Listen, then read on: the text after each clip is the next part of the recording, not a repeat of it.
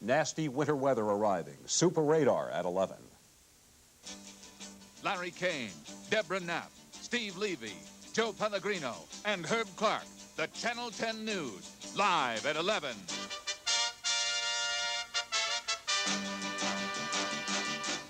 Good evening. Deborah's off tonight. Jay Scott is joining us. A winter watch is on for the Delaware Valley. We're expected to get some of the first winter-like weather so far this season tonight and throughout the weekend. In fact, some of it's here.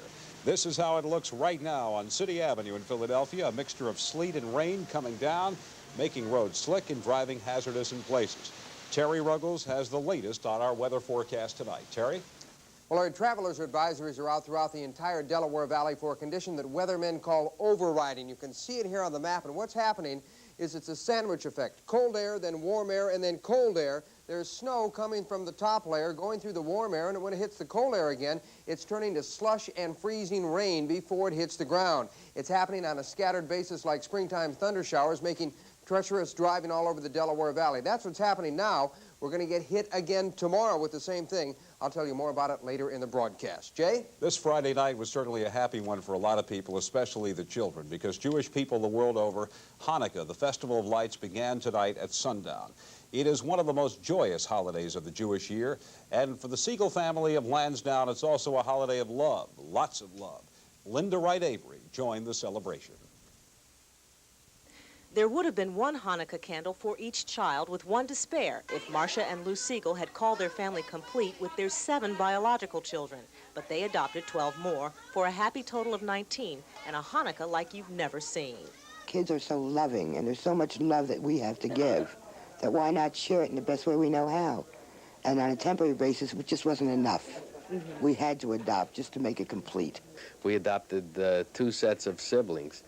Now, to me, I get a lot of pleasure out of looking at those brothers and sisters and knowing that they're together, and they're together because I made it possible. Celebrating Hanukkah for a family with 19 children can be an expensive and mathematical challenge. That's 8 gifts for each of the 8 days of the holiday, times 19 kids plus a few nieces and nephews. Comes out to be about 175 presents, and enough wrapping paper to bury the living room floor. With his brother, Lou Siegel owns several donut shops to support his ever-growing family, and Marcia scouts bargains to keep spending for special occasions sort of under control. I've been known to go to 10 stores on a weekend just to get the gifts I need at the right prices. Estimated price tag on tonight's celebration? Oh, I would have to say about $700 to $800.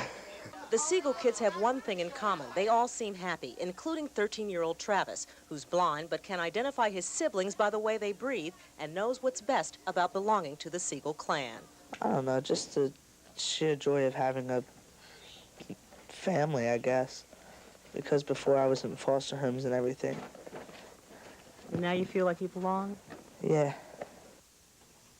5 of the Siegel children are waiting to become official adopted members of the family. They're expecting the final word next Monday, and after that, they'll be what the family calls legal Siegels.